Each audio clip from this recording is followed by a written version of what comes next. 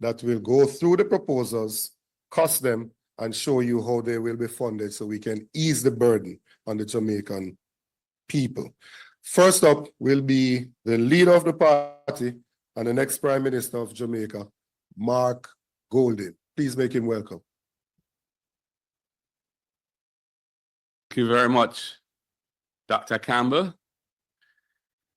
Greetings to everybody who is here, all members of the media, those who are watching online. It's indeed a pleasure to be with you today. So, in the just concluded budget debate, the opposition, People's National Party, through our spokesperson for finance, Julian Robinson, and myself, put forward our vision for the first term of office of the next PNP government. We took the opportunity to lay out some of our proposals as to how to make Jamaica a better place for all, to encourage economic growth, moving from the stagnation, which has been a feature of this government's management of the economy, moving to higher levels of growth that can create more wealth for our people, can create more fiscal space for social investments and for infrastructure investments and so on. In the closing of the budget debate, the Minister of Finance attempted some political gimmickry to portray the proposals that we've made as being somehow not lacking credibility or being irresponsible and so on. Nothing could be further from the truth. We have gone through our proposals with care and attention and diligence. We've used the available data from the sources that are publicly known, the budget books and the fiscal policy paper and other instruments that have been tabled with the budget and other available information to analyze the costing of our proposals and how we would be able to pay for them. The ministers tried to make out that what we were proposing in our presentations was an implied budget. That is not what we were doing, and we never said that we were doing that. We were putting forward our policy commitments for the first term, and the term of office is up to 5 years while we are in government. Clearly, the phasing of our proposals will take into account the fiscal rules, the priorities that we have, and the situations that unfold and affect the economy going forward. I reiterate that we are very, very committed to fiscally prudent management of the economy. Indeed, the fiscal rules that have guided the debt reduction over the last over 10 years are a result of the work that we did when we were last in government and were legislated by us during that time. And those rules have guided the entire process of budgeting over the period since, and the surpluses that needed to be driven so that we could bring down the national debt to where it is now at a roughly 69% of GDP.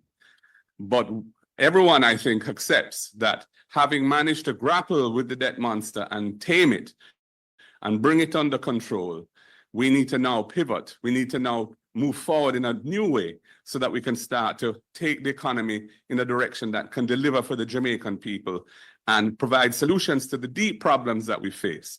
And that is what our program is designed to do. So the question is, how is it to be funded? As you will see in the course of this press conference, we have come up with a series of ideas, some of which would be paid for out of the budget in each year going forward, some of which would be paid for by the agencies which have the responsibility for those particular items. And the totality of the budget cost of our proposals based on our estimates is $23 billion annually. And that would be assuming that everything was rolled out from day one. And that does not include the 11.4 billion, which the law has as ending, the extraction of 11.4 billion from NHT, which the law has ending at the end of this coming fiscal year. So the year ending March 2026 is by law currently the last year that these extraction of resources, annual extraction of resources from NHT is allowed and authorized. So we have assumed that that will not be extended, And in any event, we do not intend to extend it. The government hasn't said what their position on that is. But the society as a whole, I believe, is not in favor of any further extraction of resources from the NHT to fund the budget. So we will be putting an end to that.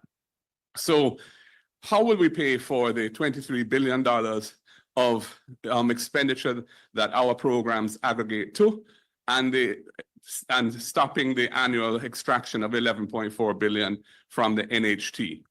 First of all, as I've said, we have to comply with the fiscal rules, and the phasing and timing of the implementation of our proposals will be subject to compliance with those things.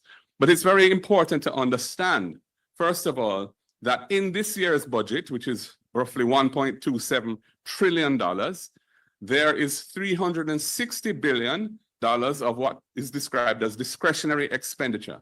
That is expenditure that is decided on by the political directorate based on their priorities, and is separate from interest payments, which are always have to be provided for in the budget by the Constitution, and also salaries of public sector workers.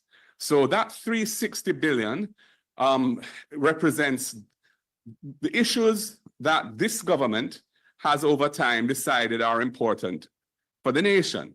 Now, nobody would expect an incoming government of the PNP, having been voted in on a mandate to deliver the change that we are bringing to the society, to just follow the priorities of the government that would have been voted out to give us, to put us into office. So clearly, that $360 billion will be reconfigured, and we will go through it very carefully, line by line, to decide what programs we will keep, what programs we will scale down, what programs we might discontinue altogether, what programs we might defer, so as to create room for the $23 billion that we want to roll out of that $360 billion. Secondly, it is important to note that, as this document here shows, which is the government of Jamaica's fiscal policy paper, which is tabled nowadays with each budget, that was part of the transformational fiscal regime that we implemented when we were in office last, which requires this to be done. It has projections in it, and those projections show what the government is anticipating: the revenues, expenditures, debt, inflation, all of the important parameters that affect the economy and affect the public financing, how those will be projected for the next 4 years going forward. In this document, they are projecting increasing revenues by about $240 billion over the next 4 years, just by virtue of nominal inflation, prices moving over time. Jamaica now our tax system is heavily weighted towards indirect taxation, which is a taxation on the value of goods and services, either imported or sold within the economy. So that $240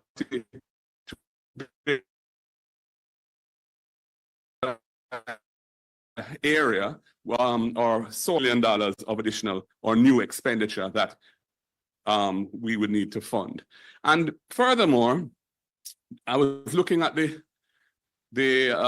projections again today, and if you look at the expenditure projections from 25-26, which is the coming fiscal year, and going forward, and you were to inflate the expenditure projections for the coming year by the projected rate of inflation, which is 5%, and you take and you inflate that other than interest, which is not subject to inflation, and you just use the projected interest numbers, you will see that there's $36 billion of additional expenditure for the following fiscal year, over and above the increases that of 5% on what is being projected for this year, which is more than the coverage that we need to fund our $22 billion. So this whole nonsense, I can only call it nonsense, that our proposals are not credible, that our proposals cannot be financed, this idea of a FinSAC, which is just a bogeyman being raised by the Minister of Finance for political purposes, that is all nonsense, not Nogoso.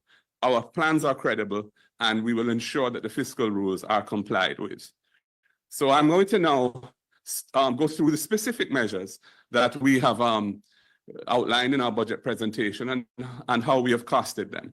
I will take some of those I will ask Damien Crawford, our Shadow Minister for Education, to speak to those that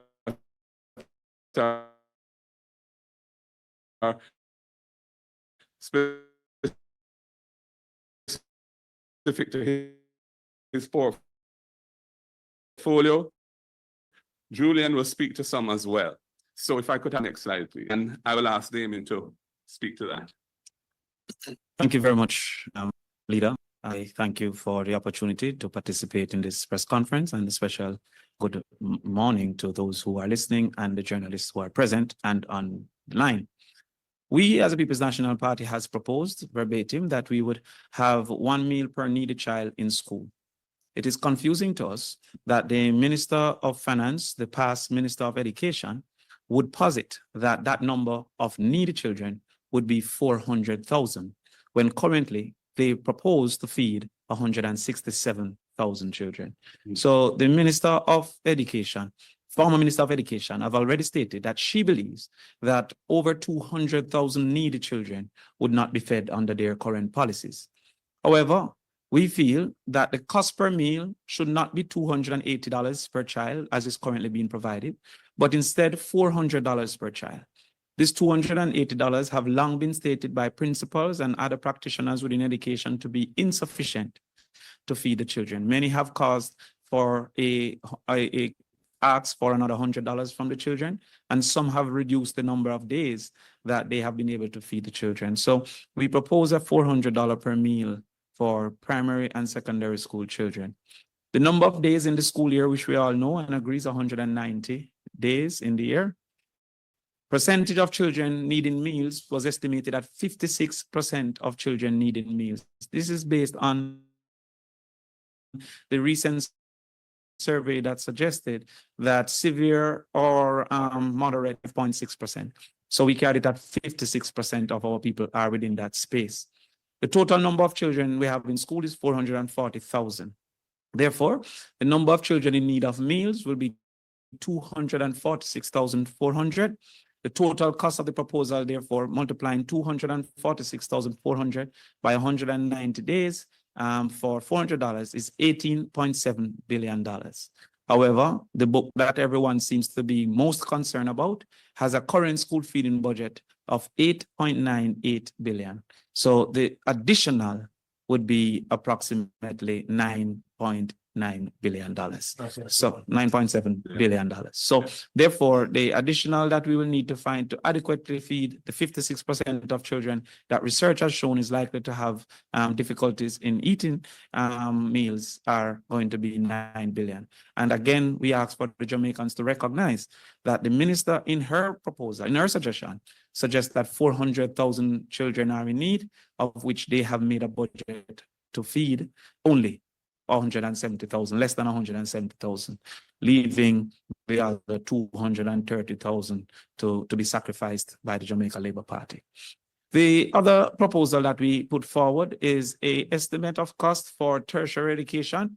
It is the policy objective of the People's National Party to have 1 degree per household or its equivalent. It is important that we highlight a level 4 vocation is equivalent to a degree. Within that, to facilitate that policy objective, we like to do a first in the family scholarship, meaning that the first person within a household that matriculates to the university will receive a scholarship. Ridiculously, and is ludicrous a word, but yes, yes, quite ludicrous.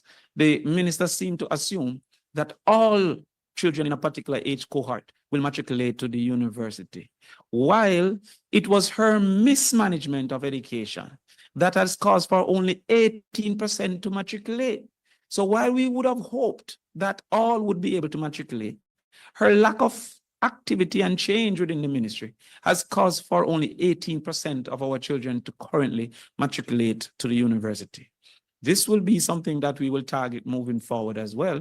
However, we have to use our current circumstances for our current budget. Therefore, of the 36,000 children within the age cohort, only 18% are currently matriculating. We also have organized to assume what is the percentage of children are matriculating that will be the first in the family.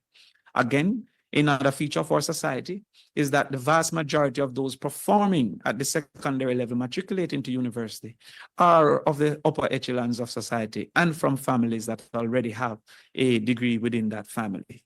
And so we assume 1 in every 4 person matriculating to the university, or 25%, will be first in the family. Again, another reality that we will target as the People's National Party, and that we have been targeting.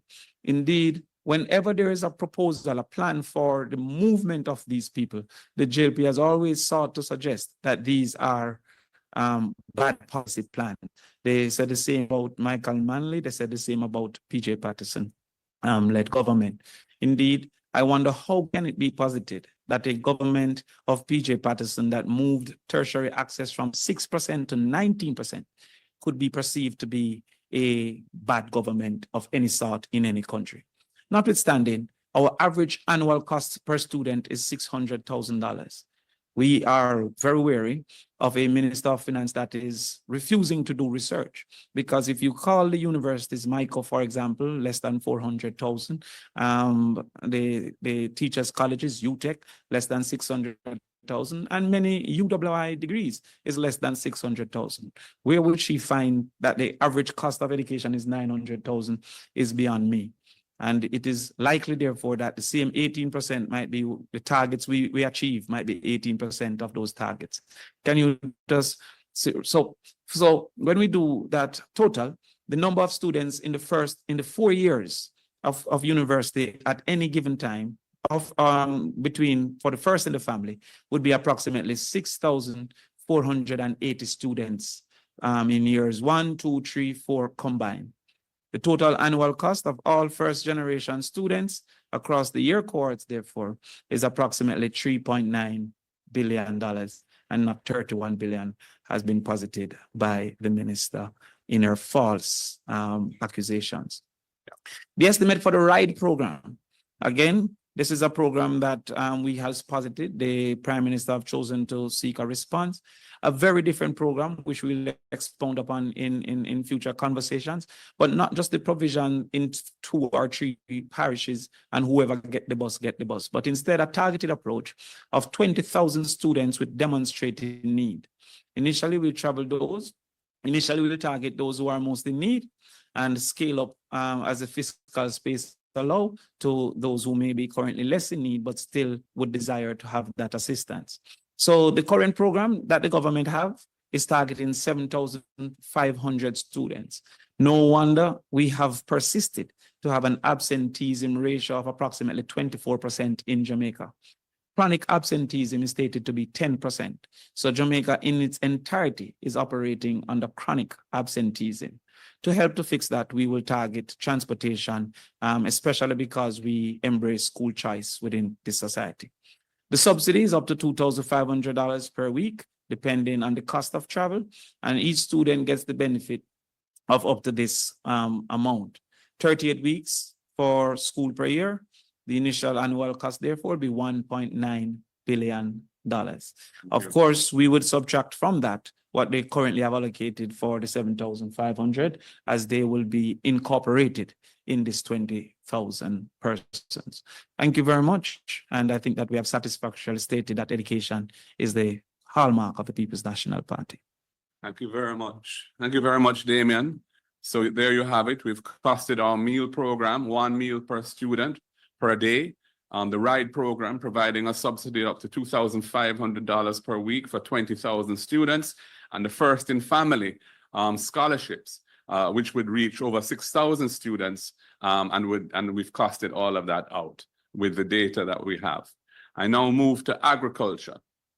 We have a proposal to establish an agricultural development fund, and we have looked at the average annual food import taxes levied, and we've applied a percentage to that, and we've arrived at a 2.5 billion annual amount, which is really from the existing tax base that we would specifically earmark for this agricultural development fund to give our farmers the support they need to be productive, to move forward. And that is within the envelope that we are able to fund, as I've said.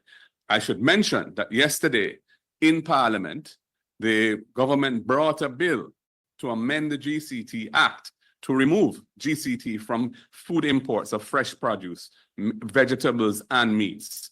And it was the intervention of the opposition that caused the government to suspend debate on that bill.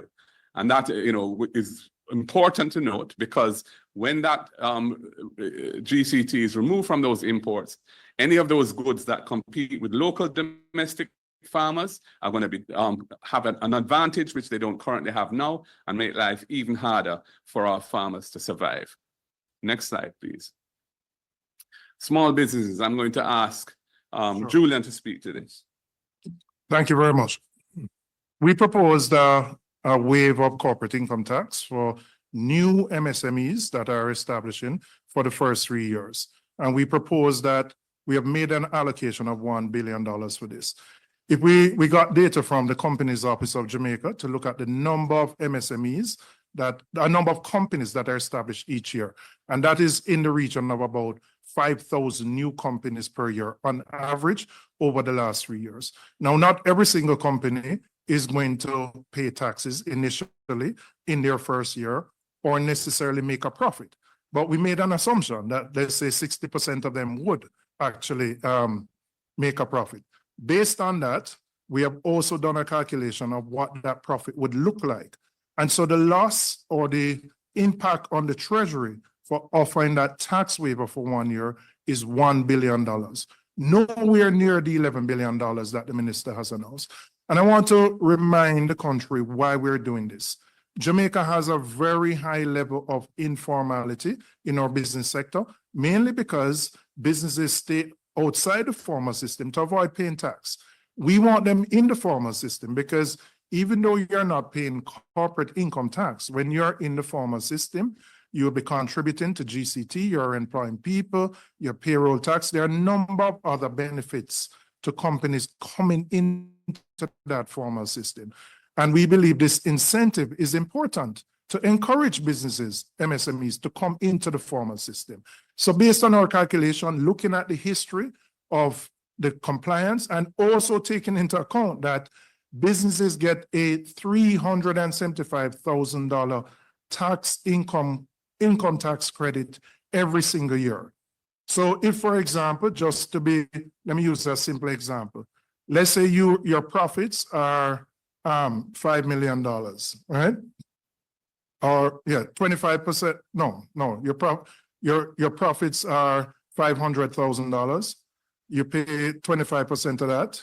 That's $125,000. So you will already have a credit from the corporate income tax. So the figures presented by the minister are nowhere near accurate in terms of what that revenue give up would be.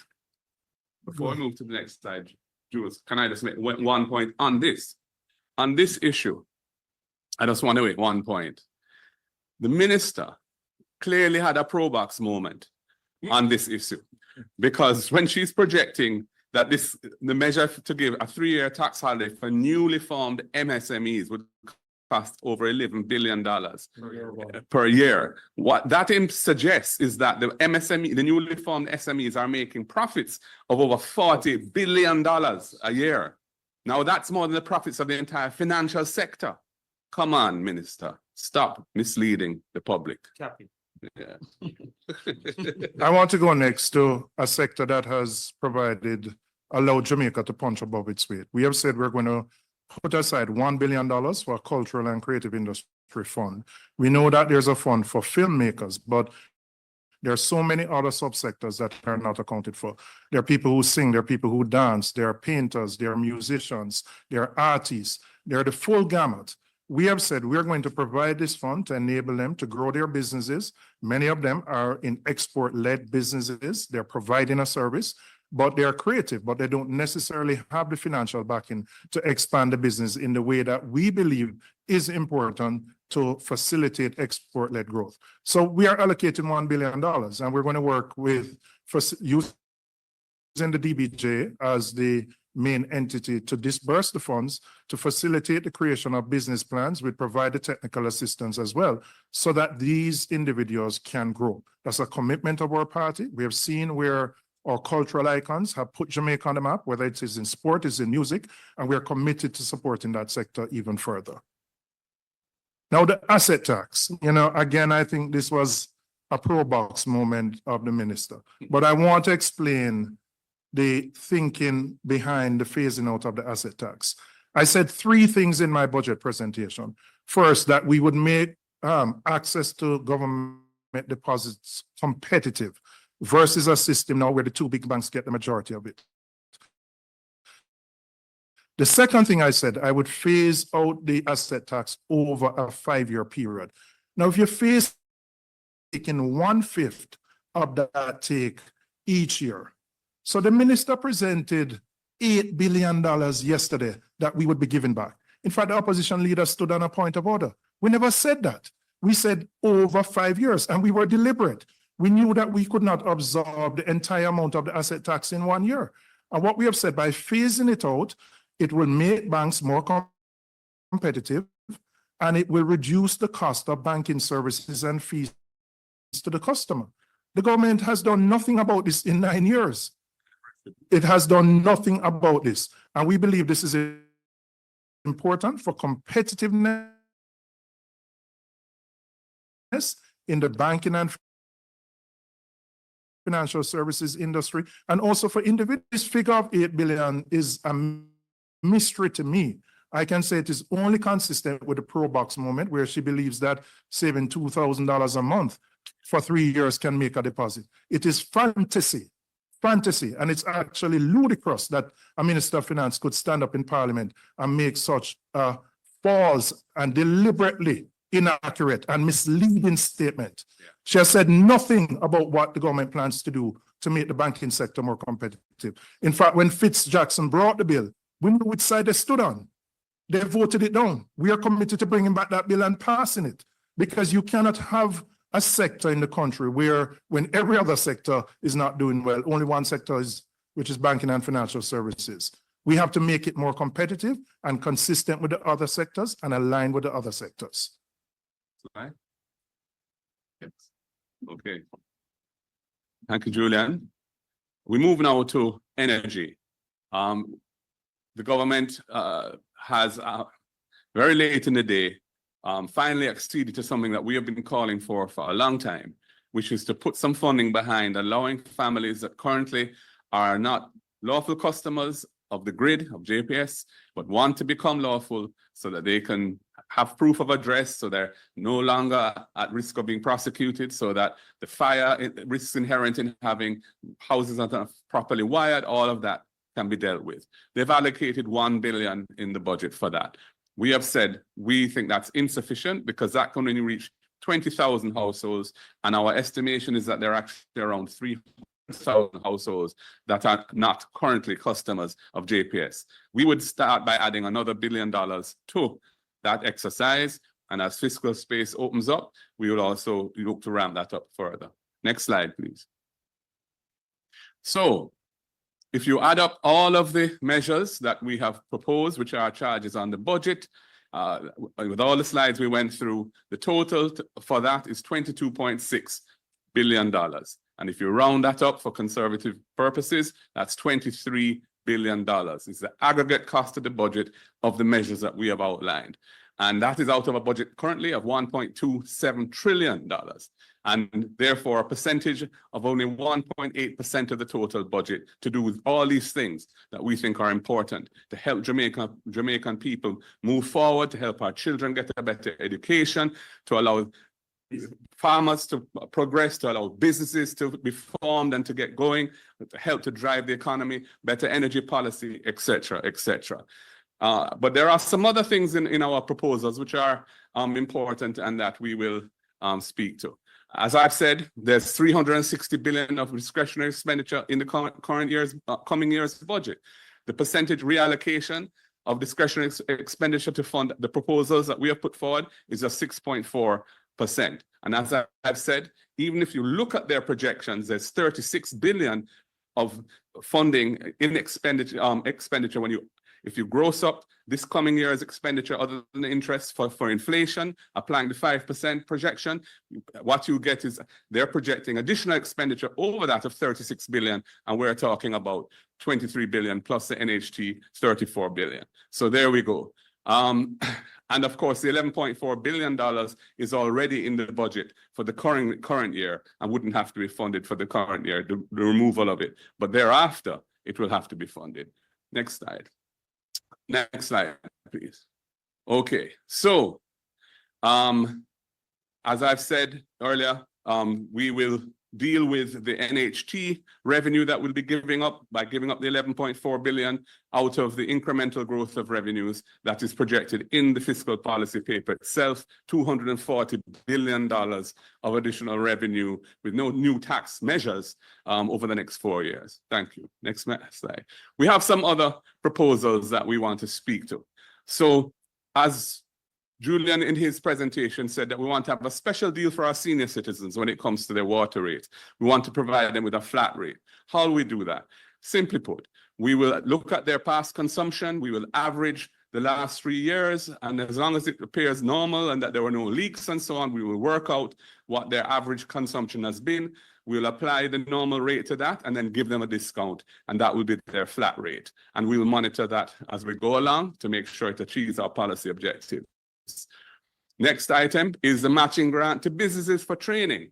That will be funded out of the HART NSTA, which is a strong body that gets on every month, it gets flows coming in from employers, contributing to it. So it has solid resources and it can afford to do this matching program out of its resources without being a charge on the budget.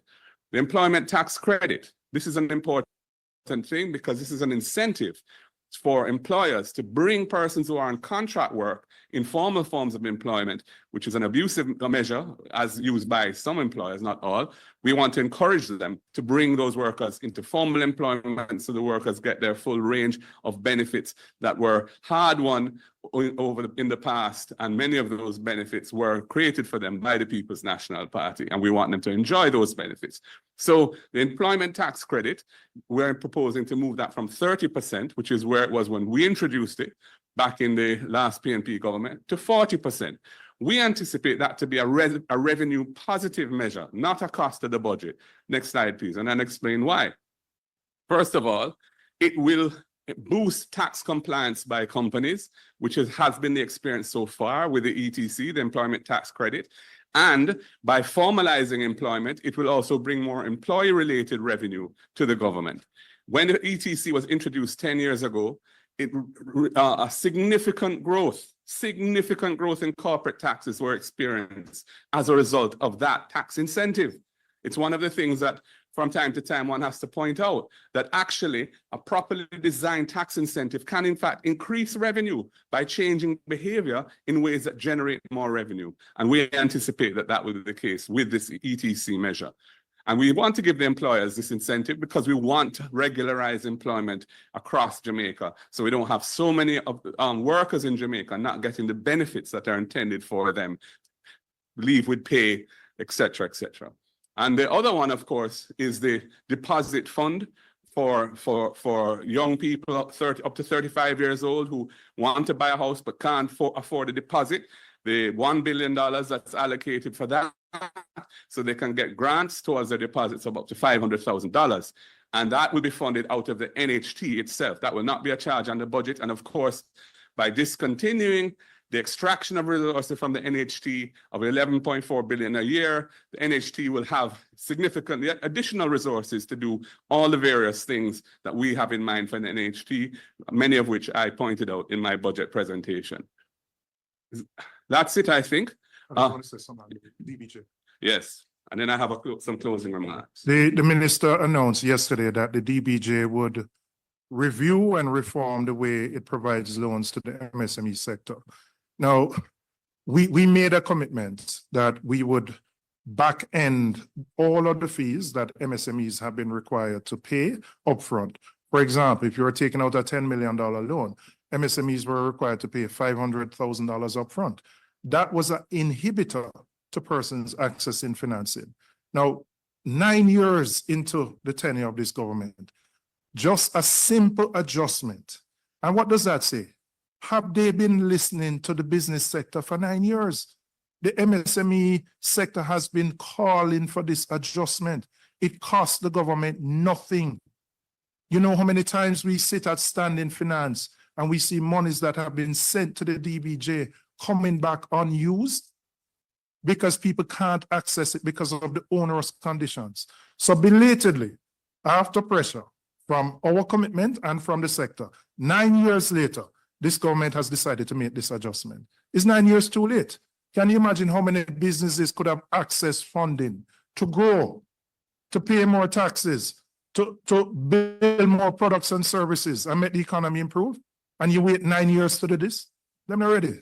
Them just not ready. Yes. Thank you. Thank you, Julian. Well said.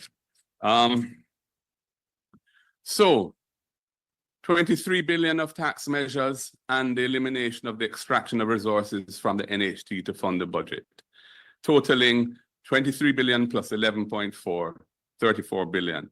Incidentally, if that could ruin the economy, let's look at the 1.5 that they introduced in 2016, which cost $32 billion and which they've held up as a great achievement. They didn't misrepresent it when they presented it to the country in that election because they said it wouldn't cost anything.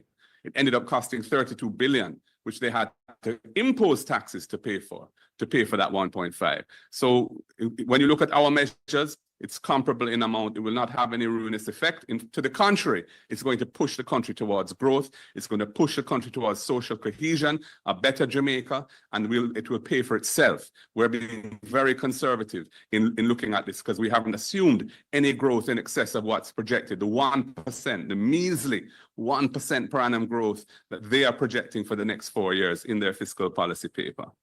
So the message is simple. The government that we have is one of gimmicks. It's one of misrepresentations. It's one of alarmists. Instead of taking the time to focus on what they could do for the people and how to make the budget work for the people, they again wanted to score headlines at the expense of the people. The PNP is about balancing budgets, yes, and balancing lives too. Unlike the current administration, we delivered plans with people at the center, not gimmicks, and we haven't regurgitated empty promises of the past. They are a government that has made promises which they haven't kept. No fixed term elections, no grand referendum on issues to do with all sorts of issues that they had promised, etc., etc. Our priorities are the people's priorities: a solid education, decent health care, a nutritious meal for our children, and an affordable way for them to get to school. A piece of the rock to own and make your castle. A good paying job where you're treated with dignity and a livable wage to ensure that families can get by. That's who our presentation in the budget was created for, while the government's was a sideshow to create division and spread misinformation. We will continue to put the people first and champion the change that Jamaica is crying out for. Time come. Thank you, ladies and gentlemen. Thanks much, gentlemen. Members of the media, if you do have a question or questions, please indicate, identify yourself, your media house, and go ahead with the question. Yeah, I'll go first. Right. Yeah, man, good afternoon. Yeah, man, it's Dwayne Anderson. Dwayne from Anderson, PVJ. yes. You didn't. I have one question for, should I go ahead and ask both questions? I have two. Should I go ahead and ask both and then, or just ask one? For the same individual? No, one for Damien and one for... One at a time then. All right, so let's start, Mr. Golding. Good afternoon again, Mr. Golding. I've noted that you or the party hasn't said a thing about the income tax threshold. I remember about 2 years ago or about 18 months ago, you mentioned that your party would be interested in increasing the threshold, the income tax threshold, to about $3 million. I haven't heard a lot about that. What happened to that policy plan? Well, it's under review. At this time, there have been some increases in the threshold, and we've seen the costings of it. Some of these things, when you don't have access to all of the information that the government has with the Ministry of Finance and literally a few thousand technocrats supporting their work. We don't have access to that. So we're anticipating further increases over time, but that's not part of the presentation that we made because it's already underway and we are comfortable with that, but we'll keep it under review. All right, thank you. Damian, you've often spoken about the benefits of a more educated population to the fight against crime and increase in quality of life for Jamaicans. Just listening to your numbers you outlined just now, about 6,000 people would benefit from this degree per household program. Is that significant enough over 3-4 years to, achieve the transformation you're looking for? Okay, well, first of all, that 6,000 persons would be in years 1, 2, 3, and 4 at the university, not over 4 years of the budget. So that 6,000 will be benefiting in year 1. There'll be some who will graduate and then others that will come in. Now, what are the benefits of a degree? The first reality is that many of the maladies of our society doesn't exist in households with degrees. Households with degrees are less likely to have persons with illiteracy within them. Households with degrees are less likely to have persons with malnutrition within them. Houses with degree are less likely to have persons participating in criminal activity, especially murder within them. Houses with degrees are less likely to have insufficient housing and in access to healthcare because of cost. And so therefore, if within our first 5 years, we can get graduating almost, that will be 10, 12,000 graduates, and in line, another 15,000 persons coming forward, it would have been a massive achievement in our first 5 years. Now, if you should understand that a country is a going concern, my life is not the limit of our country, then it means that within 20 years, what change would that have been? And had we started this in 2000, then we would have already achieved it. So is it sufficient to immediately transform the society? No, it is sufficient to immediately transform 6,000 households, which will have about 4 persons per household. And therefore, we believe that this is a necessary thing that no government with the interest of the people could criticize. And that is something we are going to immediately implement as soon as we get power. Thank you. Thank you, Dwayne. Siobhan. Siobhan Campbell, Nationwide News. Just 2 questions to, I believe it was Damian who brought up the matter of the school feeding program. So I suppose I'll be putting that to you. Has the costing for that, I noticed you used the unit cost for food. You said $480 to feed an individual. Does that factor in the logistics and administrative costs as well? And further, why not simply just expand the PATH program school feeding rather than create an entirely new initiative to save the potential administrative and other costs attached? All right. We haven't seen how system or new system. However, the current $180 per meal considered all costs including transportation. I don't believe each school is growing without rice. So by extension, it would consider all of those costs. So what we have done, first of all, is to increase the number of persons that benefit exponentially. I think a reasonable question is, why is the Ministry of Education currently not feeding the 400,000 that the Minister of Finance suggests are in need? The second reality is that we have exponentially increased the number of children that are going to benefit.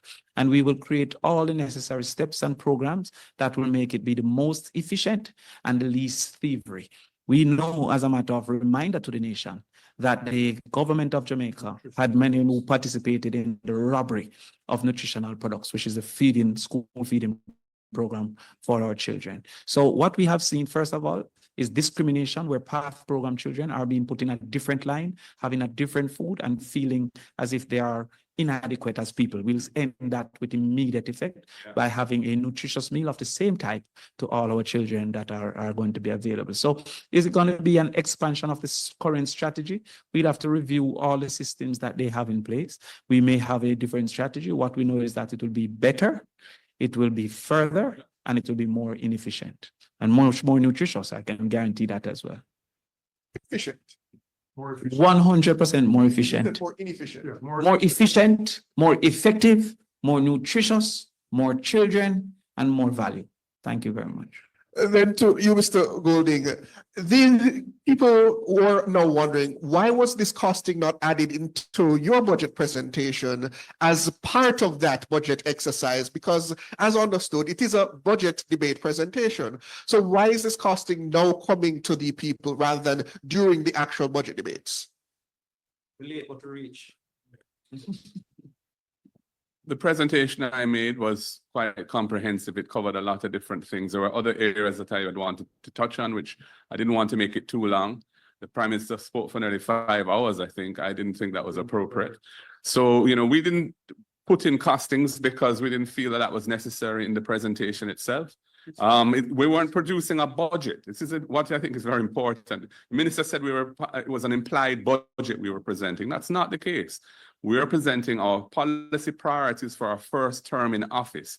We know how to, we have costed them, as we've explained today, how they break down. 23 billion is our estimate for all of the things that we have put forward as a charge to the budget. Some of the other things will be paid for by the public bodies which relate to those things. And then there's the NHT, which we're going to stop the extraction of resources from. The government has not said the cost of the capital allowances, which was one of the revenue measures that the minister announced in her budget presentation. She has said that land and buildings and equipment for companies, they're going to get an accelerated capital allowance. There was no costing attached to that in her numbers. That is very irresponsible.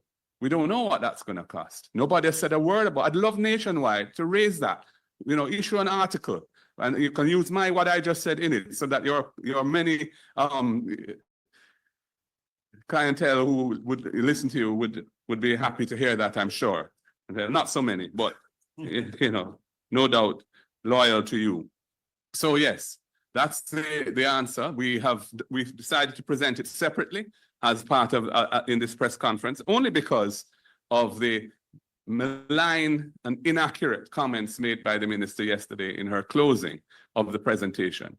We are in opposition, and we put forward ideas and proposals, and we cost them with the benefit of the information available to us, which of course is significantly more limited than what's available to a government. But because transparency of the fiscal rules and the fiscal responsibility framework used to have a fiscal policy paper with projections, which the minister has to sign off on. So she can't tell me that she never meant what she said in here. She sign it. So that is what we have been using in order to deliver the costing of our proposals. Liver. Yeah, Yes. well, Siobhan asked one of my questions, so I'll only ask one.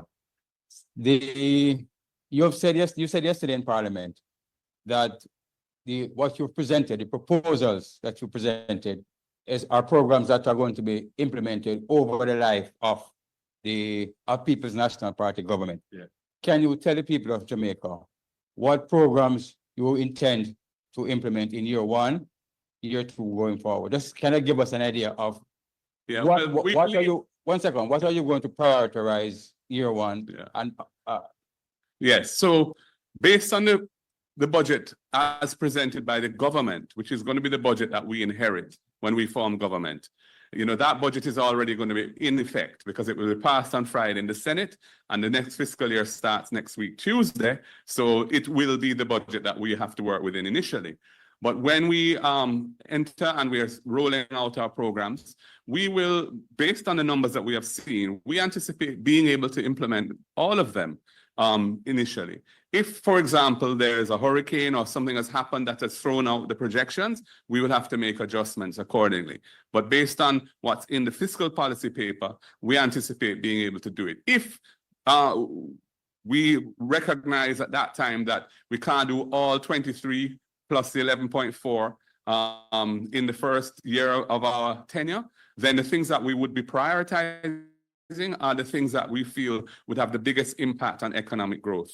Reason being, because economic growth is going to generate more fiscal space to pay for everything else. Helping the farmers, that would be critical. Things like the First in Family program, that would be important too, because we want more students to be encouraged. Our Student Loan Bureau changes, for example, the MSME policy. By the way, the MSME policy is not a fiscal cost, because these are businesses that don't currently exist. They're not paying any tax now. By giving them an exemption for 3 years, we're not taking any, it's not going to be losing any current revenue. I think that's been overlooked by people. Not to mention the ProBox moment and the madness of saying it's $11 billion a year.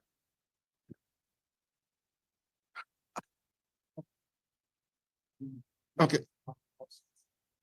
So to Mr. Golding, just to follow up on that question asked, then you pointed out that obviously your priorities will not be the same as the government currently in power. And certainly there's things that you don't have access to in terms of information, but clearly you should, as you see in opposition, see areas where the government has put their priorities that you feel can be deprioritized into your programs. What would be those areas?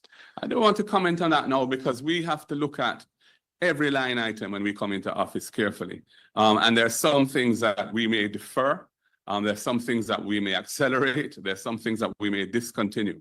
And I don't want to attempt to foreshadow that yet, but I'm confident that we can find the 6.4% of the 360 billion to pay for what we have come up with. And as I've said, based on the fiscal policy paper, that doesn't even seem like it's going to be necessary anyway. Finally, from me, the Prime Minister and the Finance Minister hammered home this matter of what FinSAC did in terms of the impact on the country's debt and your potential role in that debacle in the 1990s. Do you accept that narrative as put forward? And do you feel that FinSAC, as it played out in the 1990s, was damaging to the Jamaican economy? What has been a real waste of expenditure is the over $100 million that the government spent on a commission of inquiry, which has not delivered a report. That's a scandal. Over $100 million spent on getting the facts as to what took place, and they have not published a report. FinSAC ensured that in a crisis in the financial sector, depositors didn't lose any money. Pensioners didn't lose any money. Persons who had insurance didn't lose any money. That was the purpose of FinSAC. And yes, it cost the country quite a lot of money, and we took time to work our way out of that. We're now at 68% debt to GDP ratio. That era is long gone. I had no role in FinSAC whatsoever. I was in the private sector there. I was an attorney at law, and I was involved in business as well. So, you know, that was an environment we all had to navigate who were in the sector at that time, and we did it skillfully enough that we never had to ask FinSAC for any support. Thank you. Yeah, one final question. Dwayne, just before you go, I'm wondering if Nationwide would ask the Prime Minister how is it that he can explain how other people got riches, but he's unable to explain his own riches according to the Integrity Commission. Dwayne? Yeah, thanks, Dayton. One final question, Mr. Golding, and I hope you agree with indulgence because it's not quite related to the budget, but it could be related to the budget depending on how we tread in relations to our diplomatic relationship with the United States. As you know, Mr. Rubio is in Jamaica. What particular area you want the Prime Minister and indeed regional leaders to discuss with Mr. Rubio today and into tomorrow? I think that in dealing with these matters, it's good to put forward a united position as CARICOM. You know, I think the nations of CARICOM together have significant voting power in international and regional bodies. So I'm in favor of CARICOM having a joint position rather than Jamaica or any other member of CARICOM going alone. Issues to do with immigration, issues to do with energy policy, et cetera, et cetera. And there's only one government at a time in power, you know, and right now the Jamaica Labour Party are in power. I think they're meeting with Mr. Rubio today, the Prime Minister, and we'll see what comes out of that. But my preference on these matters is that there's a united CARICOM position so that the US knows what the region feels about these things and we can work out solutions that are win-win. We want to have win-win solutions. Jamaica has many, many people living in the United States. We're reliant on remittances from there and other countries, etc. Travel advisories can be damaging to our tourism industry. So we have to be respectful and sensible and strategic in how we approach these matters. Thank you. Ladies and gentlemen, I want to close by saying that after 9 years in office and only 18% of our students pass in 5 subjects to include math and English we now hear the government talking about choosing Jamaica. After 9 years in office and 55% of the population unable to feed themselves properly, they are now speaking about choosing Jamaica. After 9 years in office and 70% increase in the import bill of food items into the country, they're now speaking about choosing Jamaica. After 9 years in office and giving themselves 300% and offering impecunious returns to the minimum wage earners, they are now speaking about choosing Jamaica. Well, the people of Jamaica have decided that they are choosing change. Thank you very much and have a good afternoon.